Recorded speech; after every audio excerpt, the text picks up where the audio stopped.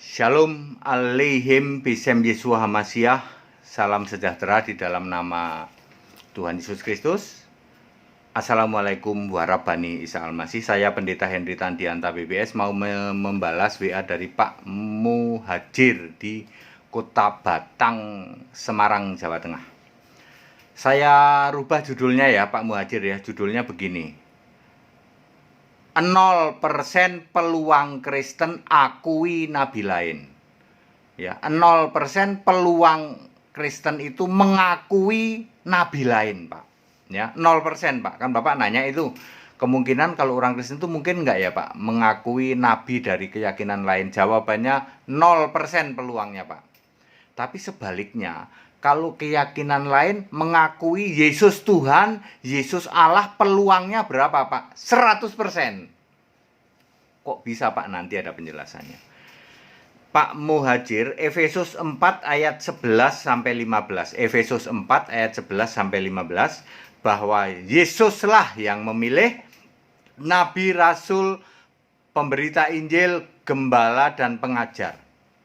Harus Yesus. Berarti nabi-nabi zaman dulu juga dipilih oleh Yesus. Yes, makanya Yohanes 5 ayat 46 Yesus berkata, Musa telah menulis tentang aku. Sebab apa yang ditulis oleh Musa disuruh oleh Yesus. Ya. Terus di ayat 12, Efesus 4 ayat 12, pemilihan itu baik nabi, rasul, pemberita Injil, gembala maupun pengajar itu untuk memperlengkapi pelayanan pembentukan jemaat atau tubuh Kristus. Di ayat 13, supaya terjadi kesatuan iman dan pengetahuan yang benar tentang Kristus.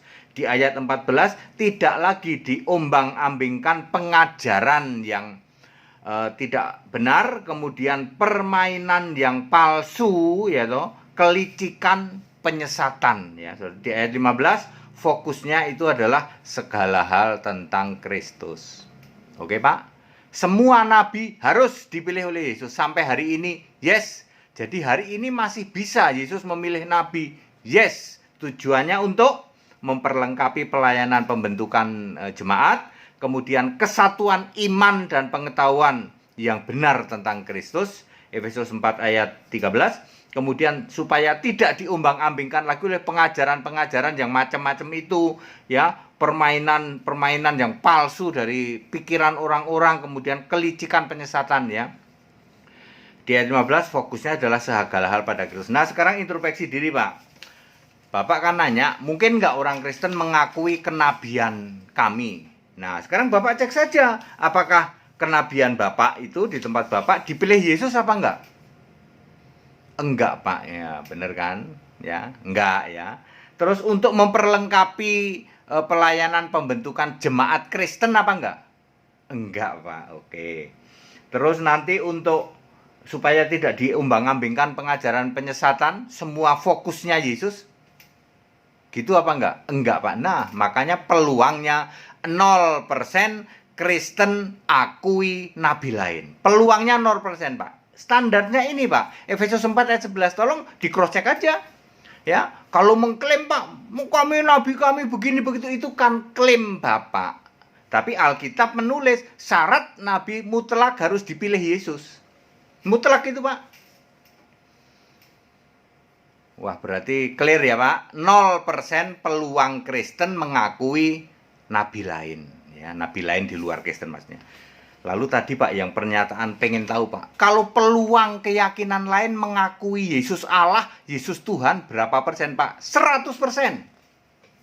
Saya sebut keyakinan lain ya. Keyakinan lain itu misalnya penyembah patung Yesus, penyembah patung Maria. Itu bukan Kristen, Pak. Itu keyakinan lain. Penyembah Bapa, Allah Putra, Allah Roh Kudus. Itu bukan Kristen. Itu keyakinan lain. Penyembah si Karalama, Raba-Raba, lama-lama enak juga, yaitu penyembah Bapa dalam nama Yesus, itu bukan Kristen, itu keyakinan lain.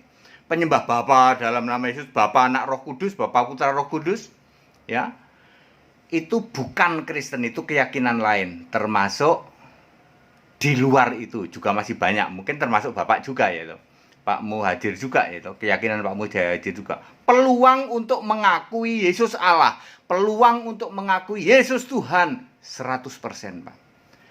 Ya, tadi yang saya sebut mulai dari penyembah patung, penyembah Maria, patung Yesus, patung Maria, yaitu penyembah Bapa, Anak, Roh Kudus, Sikaralama, Raba-raba, ya. Itu peluang untuk mengakui Yesus Allah 100%, Pak. Dia saja cuman belum paham, Pak, bahwa Yesus itu pernah jadi manusia sebagai utusannya Allah. Ketika misi utusan ini clear, ya, completely finished, ya, maka Yesus kembali ke jati dirinya sebagai Allah di surga. Ini yang dia belum paham, sehingga dipikir di surga Yesus masih anak Allah, masih anak manusia yang sujud doa pada Bapa. Persis dengan keyakinan Bapak. Bapak juga meyakini Isa Al-Masih cuma seorang nabi. Ya, belum paham bahwa dulu pernah Yesus itu jadi nabi, Yesus pernah jadi manusia dalam misi untuk karya penyelamatan. Setelah misinya beres, maka Yesus kembali kepada nature-nya, kepada keasliannya sebagai Allah. Nah, sekarang Yesus sudah di surga. Lalu Anda masih menganggap Yesus cuma nabi, Yesus cuma anak Allah, Yesus masih sujud doa pada Bapa. Peluang untuk paham dan akhirnya mengakui berapa persen? 100%, Pak. Perhatikan baik-baik. Apakah benar di surga Yesus itu Allah? Yes, 100% benar. Wahyu 21 ayat 7. Yesus berkata, I shall to be God. Aku menjadi Allah. Wahyu 1 ayat 8. Yesus sendiri berkata, Aku Alfa Omega, Tuhan Allah yang Maha Kuasa. Wahyu 4 ayat 2. Seorang yang duduk di tata surga itu Yesus, tidak ada lain, tidak ada Bapa, tidak ada yang lain, tidak ada Bapa, tidak ada Bunda, tidak ada yang lain. Only one, yaitu Jesus Christ. Satu-satunya the ruler, penguasa di surga itu cuman Yesus, tidak ada dua penguasa di surga. Ya, cuman Yesus. Wahyu 6 ayat 10, Yudas 1 ayat 4. Yang disembah di surga cuma Yesus, tidak ada yang lain, ya. Wahyu 22 ayat 3 dan 4, Wahyu 11 ayat 15 ayat 17, ya. Clear. Ya, karena ada ayat Alkitab, hanya sekarang ini kami maklum, Pak. Orang-orang yang ngaku-ngaku Kristen tadi penyembah patung Yesus, penyembah patung Maria, penyembah Allah ada 3, Allah Bapa, Allah Putra, Allah Roh Kudus, ya, penyembah Bapa dalam nama Yesus, Sikaralama, Raba-raba, lama-lama enak juga, makin diraba makin terasa, gitu. Penyembah Bapa, Putra, Roh Kudus. Itu cuman belum paham doang bahwa Yesus sekarang Allah. Dia masih belum bisa move on, seolah-olah Yesus masih jadi putra Allah, anak Allah di bumi yang sujud dan doa kepada Bapa. Lalu Bapa masih dibawa-bawa. Ya. Mereka hanya belum paham itu. Sama dengan Bapa.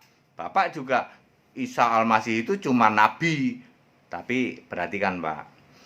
Saya dengar ini, Pak, ya. Saya sih nggak tahu bener apa enggaknya. Katanya di dalam, pernah dengar itu, Isa Al-Masih itu yang terkemuka di bumi dan di akhirat, di dunia dan di akhirat. Nggak tahu surat apa, Pak. Surat apa ya? Ali Imran 3 ayat 45 atau apa. Saya sih nggak ngerti, Pak, ya. Saya ngerti, cuman pernah dengar. Pak, kalau saya gini, Pak. Kalau terkemuka di dunia dan di akhirat, itu kalau terkemuka di dunia banyak, Pak. Yo, presiden-presiden itu terkemuka di dunia. Tapi kalau terkemuka di akhirat, nggak ada, Pak. Ya cuman Isa Al-Masih, Pak. Tapi kok nabi, Pak, itu karena Bapak belum paham. Dulu sama dengan pendeta-pendeta di luar gereja kami, Pak, mereka juga belum paham. Isa Al-Masih pernah jadi manusia loh. Kalau jadi manusia ya nabi, betul. Bapak belum move on juga. Mestinya Bapak move on. Terkemuka di dunia dan di akhirat. Loh, ini pasti Allah ini. Nah, ya toh. Terus ada lagi misalnya Isafa inahurullah wa kalimatuhu, misalnya Isafa inahurullah wa kalimatuhu. Saya pernah dengar sih, Pak, Isa itu roh Allah dan firman Allah. Wah, Pak, kalau begini ya udah nggak bisa dilawan, Pak. Tapi kan Isa cuma nabi, Pak. Ya, kan kami memahami Bapak belum move on. Ya, apalagi nanti ditambah lagi, Pak, hakim adil hari kiamat siapa, Pak? Isa Al-Masih. Wes komplit, Pak. Cuman soal waktu saja. Bapak Bapak belum paham.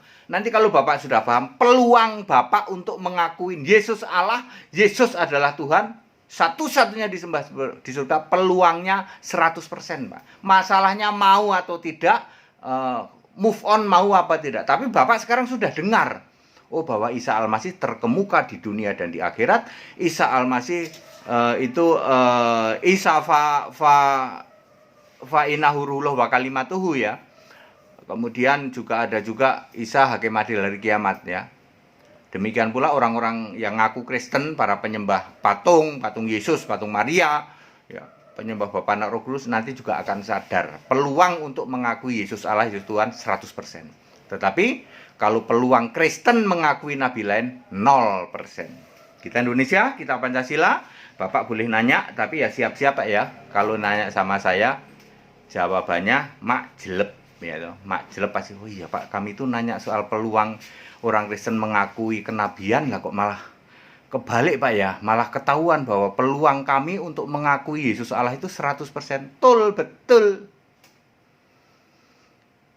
Ya, kalau toh dalam kehidupan sehari-hari kita mendapati kenyataan kok kita nggak sama ya, keimanan kita nggak apa-apa ya, kita toh bisa hidup bersama-sama ya.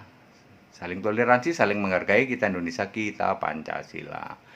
Shalom Aleihim, Bismillah Yeshua Mashiach. Assalamualaikum warahmatullahi wabarakatuh. Salam sejahtera di dalam nama Tuhan Yesus Kristus. Selamat Natal 2020, selamat Tahun Baru 2021. Yesus Allah yang benar memberkati kita.